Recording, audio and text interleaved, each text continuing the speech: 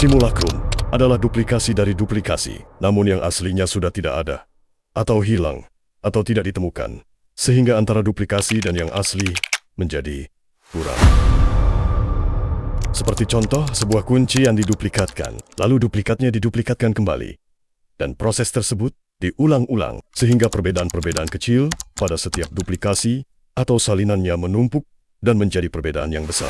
Hal tersebut terjadi pada ajaran-ajaran sosial dan agama, di mana kita, sebagai manusia, tidak terlepas dari hal tersebut.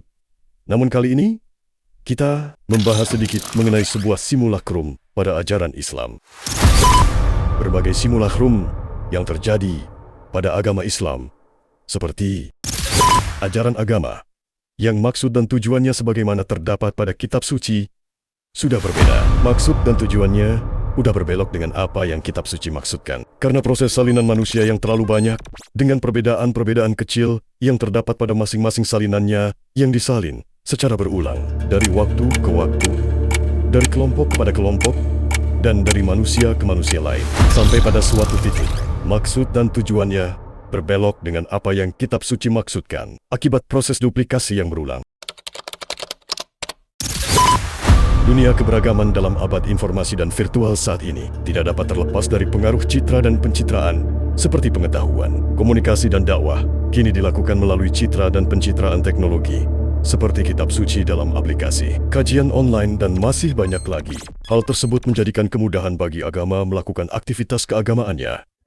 Namun, di sisi lain, hal tersebut menjadikan simulacrum lebih leluasa untuk merambat, menjalar, dan beranak pinak. Sehingga saat ini, pada media sosial, bermunculan beberapa rekaman video seperti satu contoh, Al-Quran for Sleep. Video tersebut menggunakan ayat-ayat Al-Quran dengan tujuan supaya manusia tertidur pulas. Jika ditinjau dalam ajaran Islam, kita diperintahkan untuk membaca, dan apabila ada seseorang yang membaca Al-Quran, maka Tuhan memerintahkan untuk kita mendengarkan dengan baik, bukan tidur.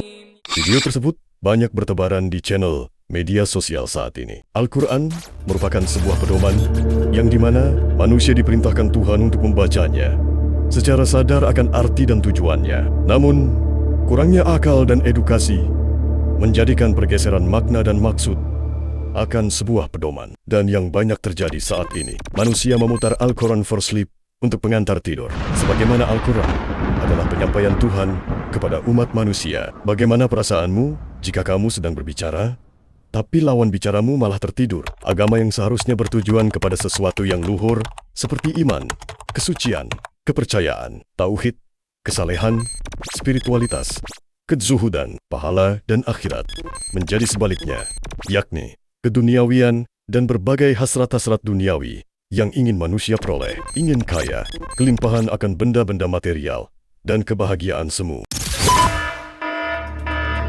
Video ini, dengan segala keterbatasannya, apabila pembahasannya dilanjutkan, tentu akan banyak menjumpai kontradiksi, ketidakcocokan, dan ketidaksetaraan yang penuh bahaya, yang dapat berisiko kontroversial dan ancaman subversi. Maka dari itu, dari segala sesuatu yang sudah didekonstruksi oleh dunia baru, sebagaimana video sebelumnya, sudah tugas kita sebagai manusia untuk membenahi dan merekonstruksi kembali sesuatu yang sudah hilang dalam diri kita, manusia. Apabila teman-teman ikut membagikan video ini, maka agama tidak akan berakhir menjadi puing-puing. Saya Gendra Ulung, dalam rekonstruksi, pandang, mengucapkan I love you untuk kalian semua. Sampai berjumpa di video selanjutnya.